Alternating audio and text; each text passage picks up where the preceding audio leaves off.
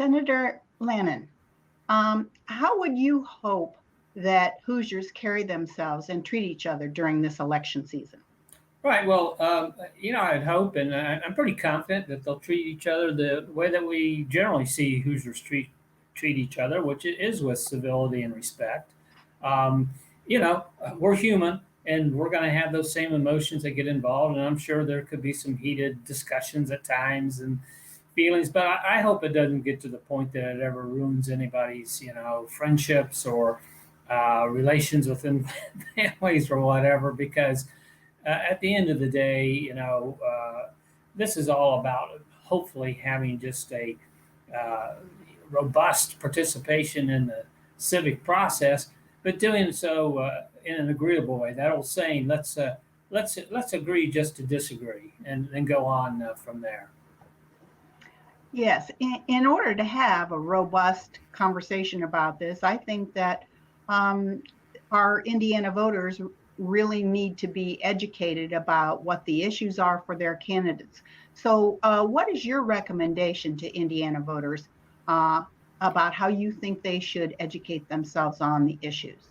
Well, I think there's a couple of ways. First of all, I think it's to sort of go beyond just the shallow information that you can get, by looking at Twitter or what people are posting, perhaps on Facebook, and try to get some in-depth knowledge. One of the best ways to do this is to go to candidate forums, and there are a lot of candidate forums now being done by way of Zoom and other platforms, and listen to the candidates. You'll get a feel for not only where they stand on the issues, but you get a feel for them as persons, and how they communicate with the public. So you got to go beyond just slogans and what is being said out there on social media. Try to find some in-depth reporting on the candidates and what they stand for. Study the issues. If you're interested in healthcare, try to find some in-depth stories and reporting on healthcare, not outside of the political realm. Just educate yourself about the things that are important to you as a citizen. Those are really great points.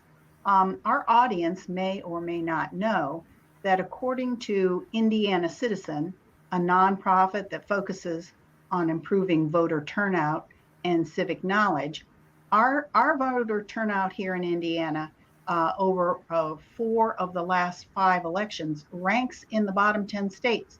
So, what do you think Hoosiers can do within their own social circles to get more people to participate in the democratic process? Well, I have to sort of reflect upon my own experience growing up, which was I grew up in a family where there was just a culture of you're going to vote, you're going to participate in the political process. That's what we do.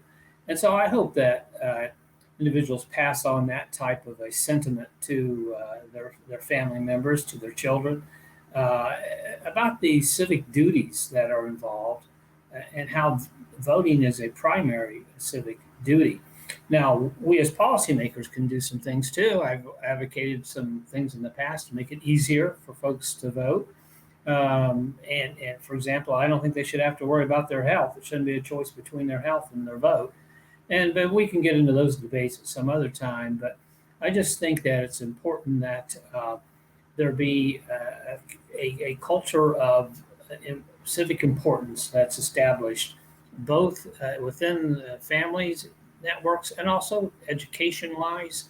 And just overall, I think I'm heartened to see some of the public service announcements talking about voting and how you can vote and the deadlines for registering and voting absentee. Those are the type of things that we need to continue to do, because you're right, it's embarrassing Indiana is among the poorest when it comes to our voting.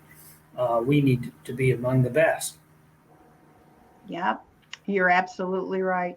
Um, it's just so hard to cut through the noise.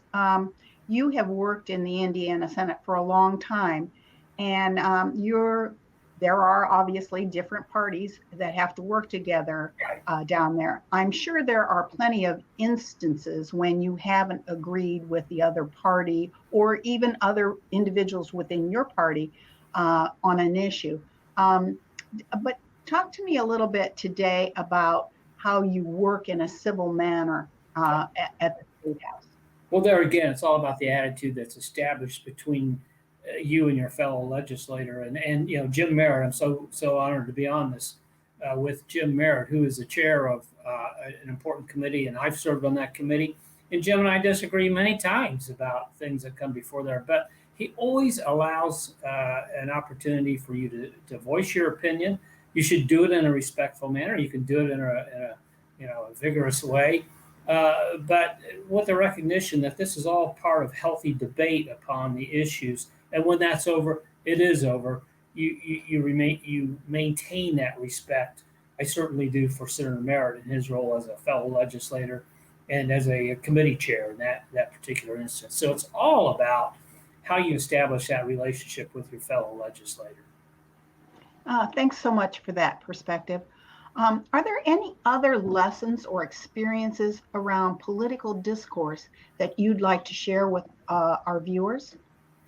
Well, I just think that one of the most important things that we can do is probably, I will give this advice to folks out there now because of the prevalence of the social media and people posting things.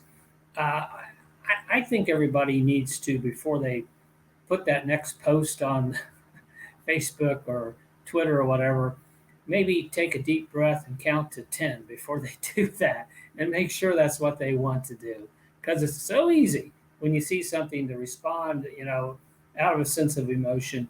And I think it's better to reflect than just to emote at times. So I would hope that everybody just sort of pauses and puts a little more thought into exactly what their next step is going to be in the political course that we are taking, and that's fine. I'm glad people are engaged, but let's do so in a thoughtful and respectful manner.